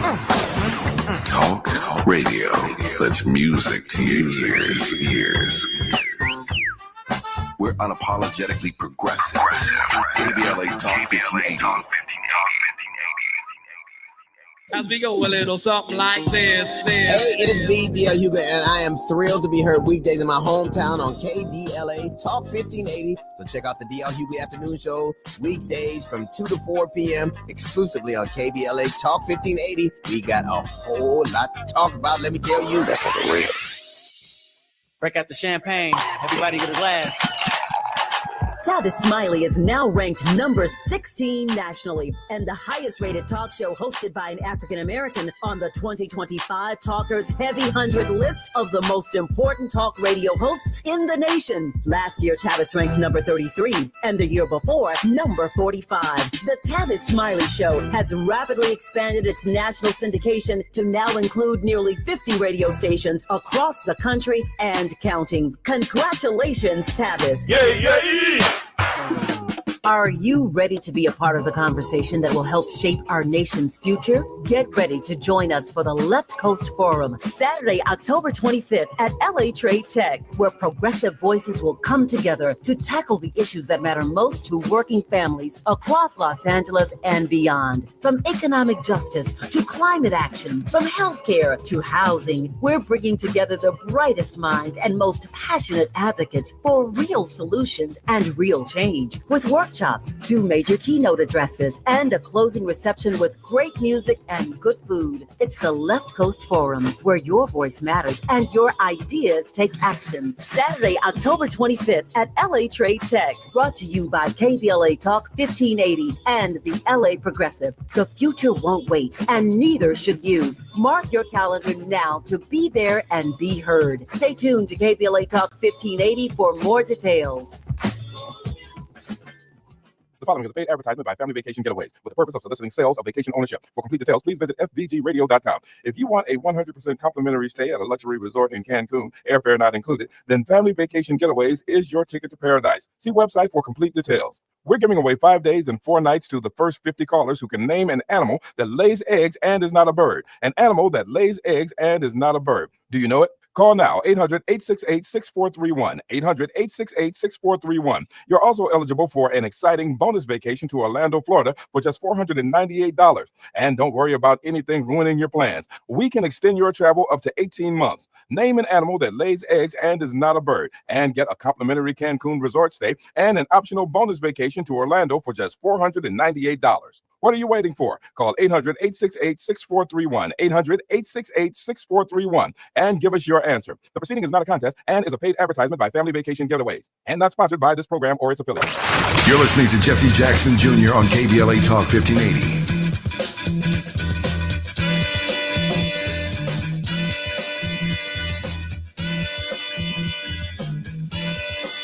Jackson Jr. on the Jesse Jackson Jr. Show on KBLA Talk 1580. Our very special guest in this hour is Johnny Mack. Johnny is the president of the World House Project. In the final segment of our show, I do want to talk with him more about that and how we can be supportive of the World House Project.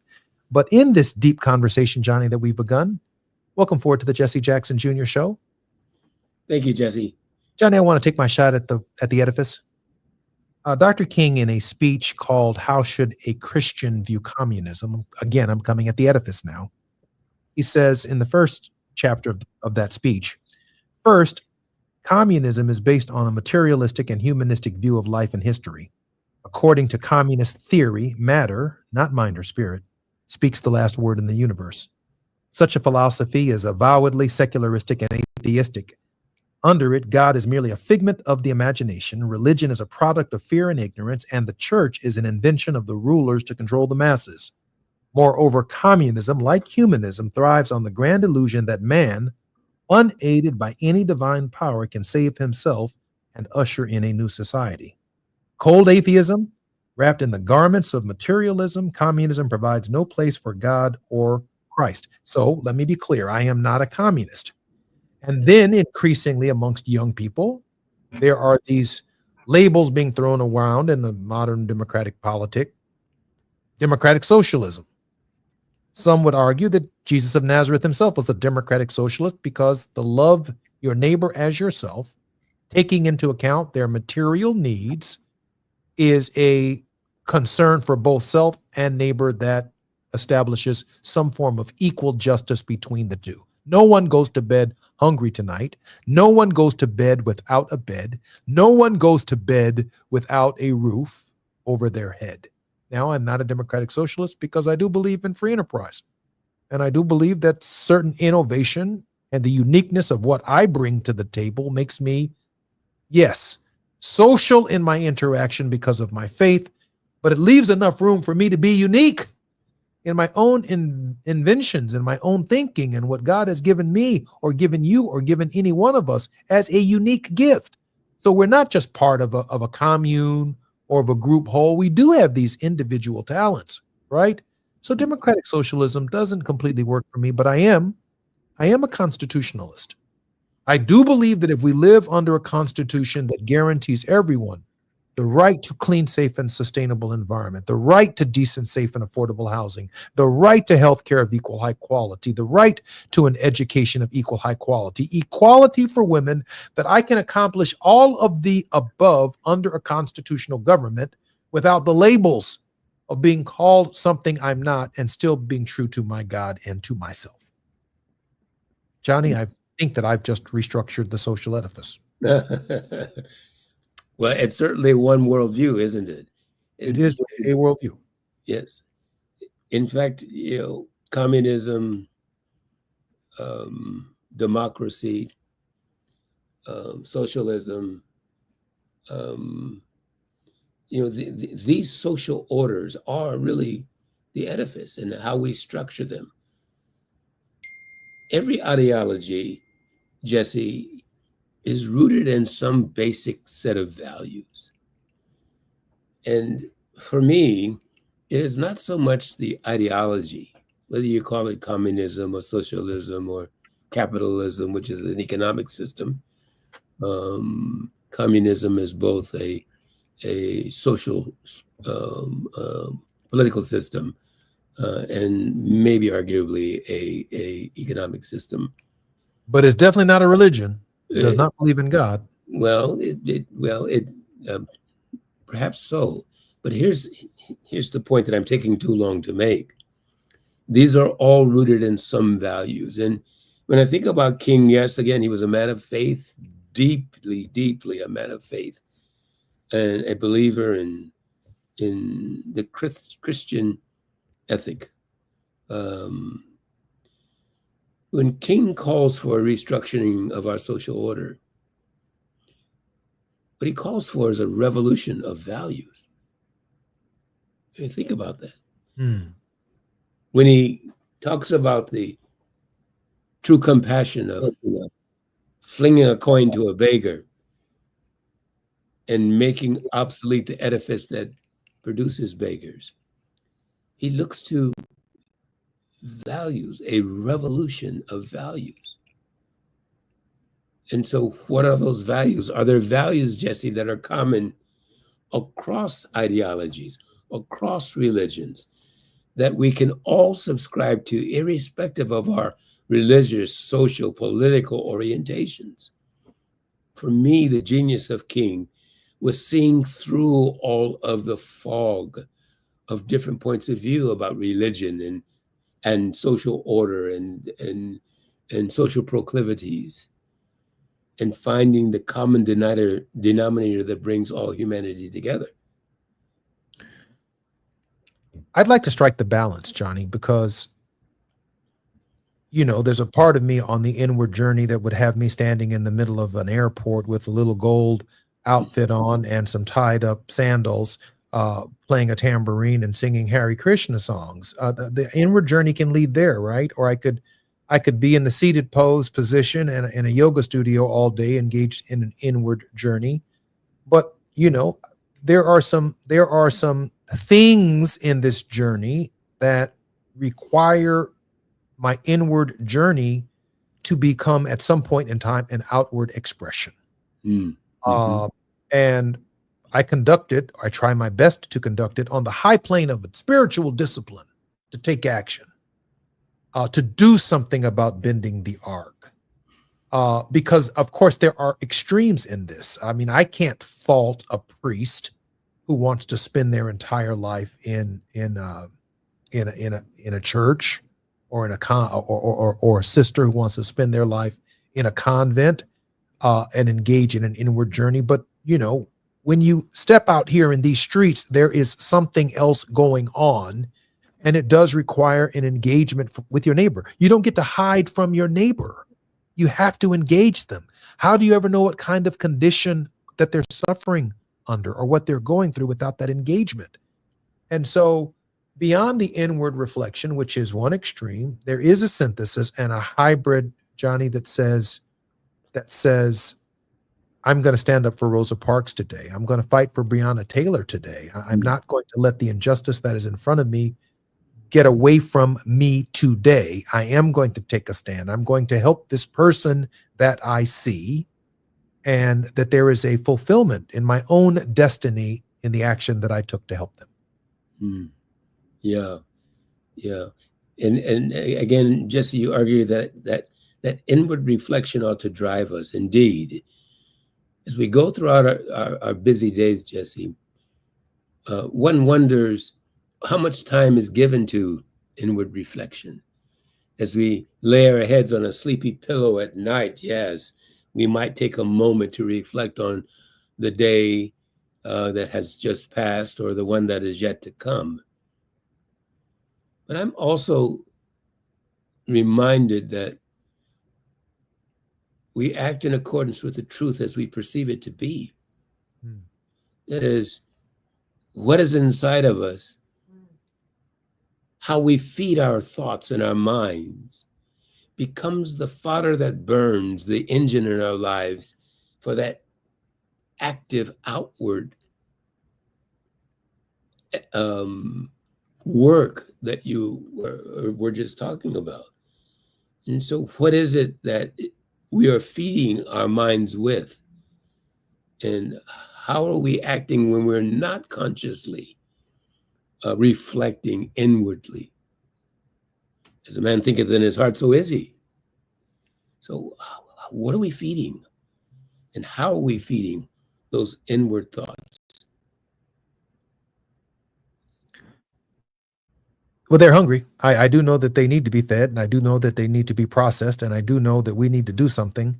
And I listen to, Tavis and others on the radio station all the time, encouraging action, whether it's in Altadena, whether it's the actions that I encourage on the south side of Chicago, whether it's the actions to do justice, not just to say justice, but to do justice, to encourage justice, to not turn a blind eye to the strangers on life's Jericho roads. There is something that we can do. We can stop.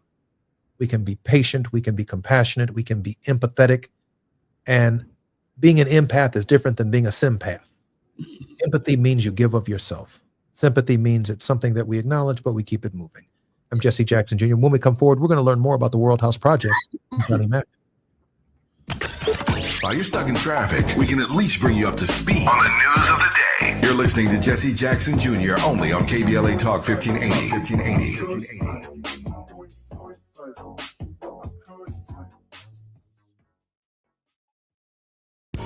Imagine a world without heart disease and stroke, where every person has the chance to live a full and healthy life. Join us for a walk to save lives at the American Heart Association's Greater Los Angeles Heart and Stroke Walk, Saturday, September 20th at the Rose Bowl. Every step made and every dollar raised means more people learning CPR, more life-saving research, and more time with the ones we love. Sign up at heartwalkla.org. The LA Heart and Stroke Walk is sponsored by Optum, UCLA Health, Keck Medicine of USC, and Dignity Health. Agnes was in deep trouble with the IRS. I owed the IRS a lot of money. I did not know what I was going to do. I was scared. Agnes caught a break and found out about Optima Tax Relief. But when I called Optima Tax, they guaranteed me that they were going to help me out the best that they can. And they did. Optima stopped the IRS. No more telephone calls, no more letters. Optima Tax took care of everything. I can finally sleep at night. I was stress-free. Agnes was finally free from her IRS nightmare. It was like a burden was lifted off of me, and it was a great feeling. Are you in deep trouble with the IRS? You might want to listen to Agnes. I refer Optima Tax Relief to anyone because they got me debt-free from owing the IRS any more money. Call Optima right now for your free consultation. Call 800-919-9077. 800-919-9077. 800-919-9077. Optima Tax Relief. Testimonial from an actual client. Some restrictions apply. For complete details, please visit OptimaTaxRelief.com. KBLA Talk 1580. We've got a lot to talk about. KBLA Talk 1580, connecting you with services and solutions. The Los Angeles Regional Food Bank is on a mission to fight hunger and provide nutritious food to those in need across our community. They partner with federal, state, and local programs advocating for better policies and funding for critical hunger relief programs like Cal Fresh, the Emergency Food Assistance Program, and the Child and Adult Care Food Program. The food bank works with coalitions and local representatives to make sure hunger is addressed in every district of LA County. They also run nutrition education campaigns, raise hunger awareness, and source nutritious food for distribution, all while supporting regulations that allow food pantries to operate safely. Want to help? Visit lafoodbank.org or call 323-234-3030 to volunteer or find a food bank near you. Together, we can ensure that no one goes hungry in Los Angeles County. This is a community call to action from KBLA Talk 1580. Yeah. The California Crusader newspaper would like to thank all of our subscribers for their support throughout the years, proudly serving the South Los Angeles and South Bay areas for more than 40 years. The California Crusader is a multicultural, Black-owned, adjudicated newspaper that focuses on providing newsworthy information to the people in our community. We're constantly looking for ways to assist businesses in our community to connect with our subscribers. We provide low-cost, effective ways to promote your business with our reasonable and affordable advertising rates. You can participate by suggesting, sharing, and submitting your stories on the California Crusader newspaper Community Share Facebook group page, or visit our website at cal-cruise-news.com. That's cal-cruise-news.com. Then click on the Submit Now button located on the top right corner of the homepage, or text CCN to 42828. Again, text CCN to 42828. The California Crusader newspaper, working together to build a better community for our future. Subscribe today. Now back to more of Jesse Jackson Jr. on KBLA Talk 1580.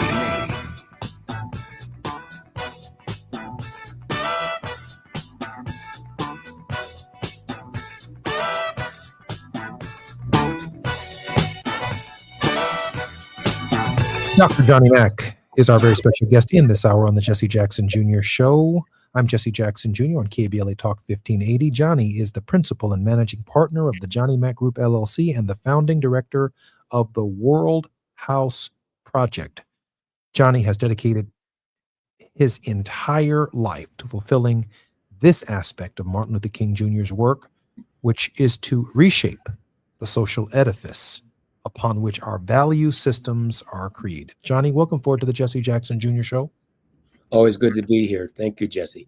Johnny, share with us more about your thoughts behind the creation of the World House Project and how we can be supportive and its goals. Well, thank you, Jesse.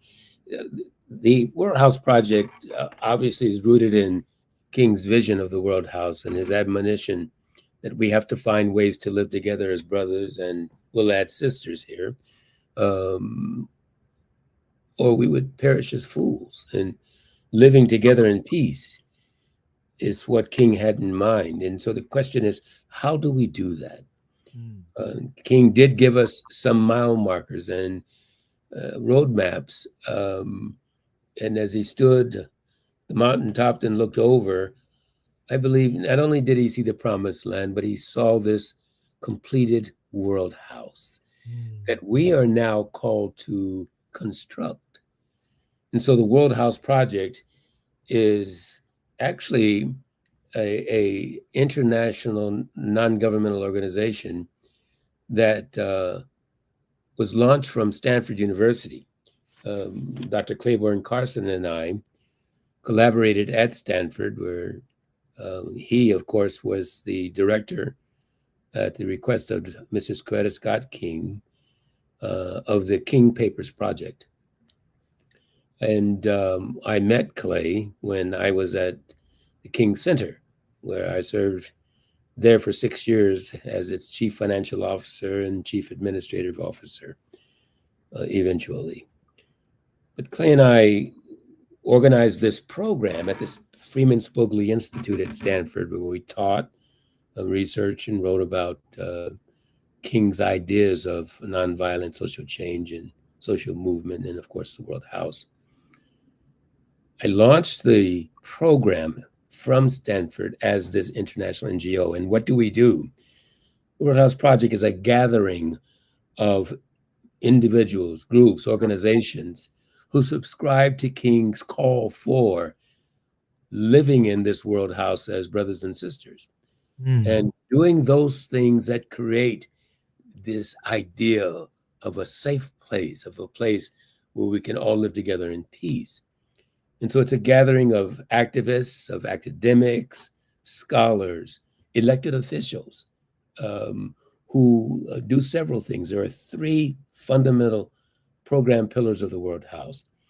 First is the global network, the World House Global Network, which is a global, as the name suggests, network of these individuals, groups, and organizations who come together in working groups all around the globe to work on projects that help to realize in their communities the World House, and then connecting the dots of these groups into one global network. Then there's the World House Institutes of Research, Education, and Social Action, where we research, educate on, and provide social action toward addressing the challenges and opportunities that militate or fight against peace.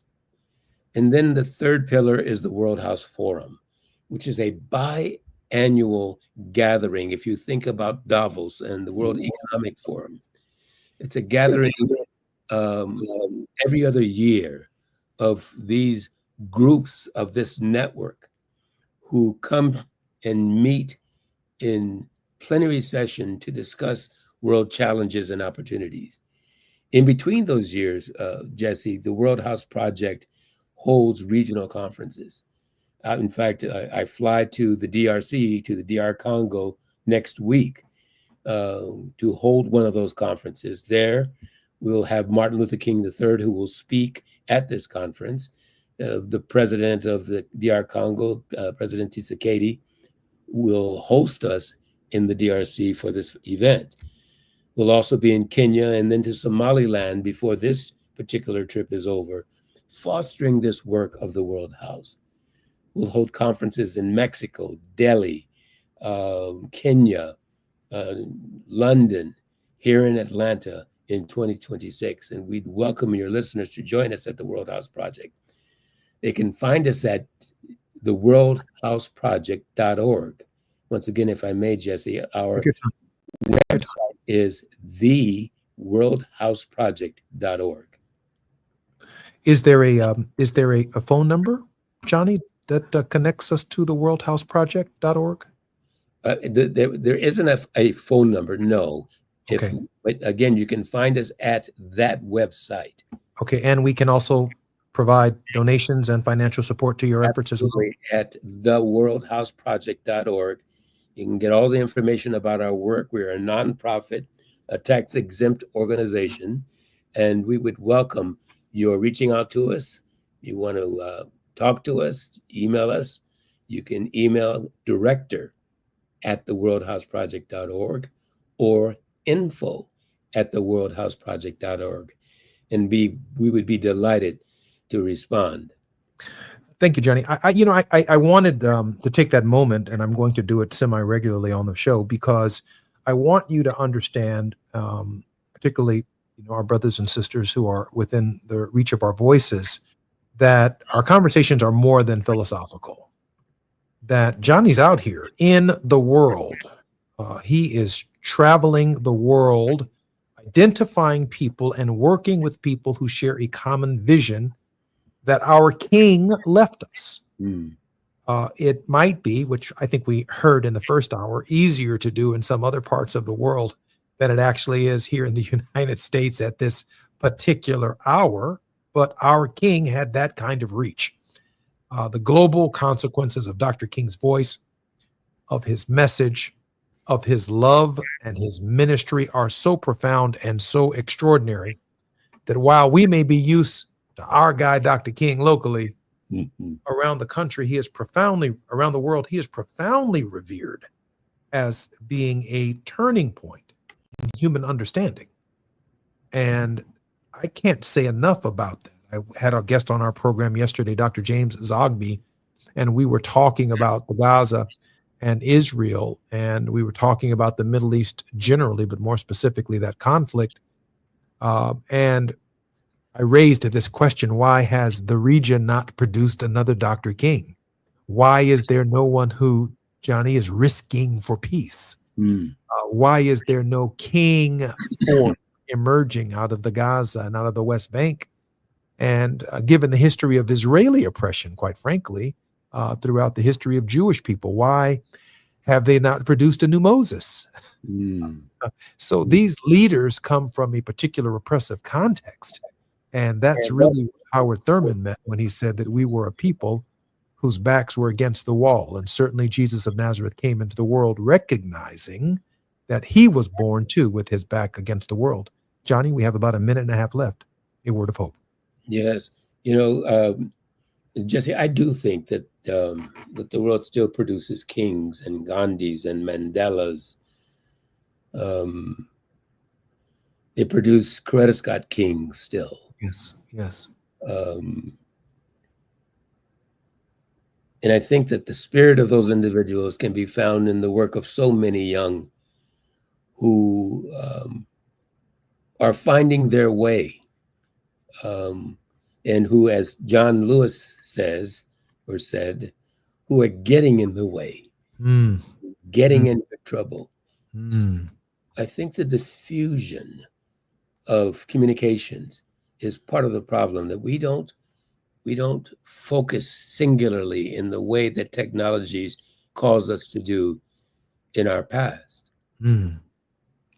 It's Thought-Provoking Thursdays with Johnny Mack on the Jesse Jackson Jr. Show. Until next time, thank you, Johnny Mack, for spending this day with us. Thank you, Jesse. God bless you all. KBLA Talk 1580. KBLA 1580 Santa Monica. I'm Amber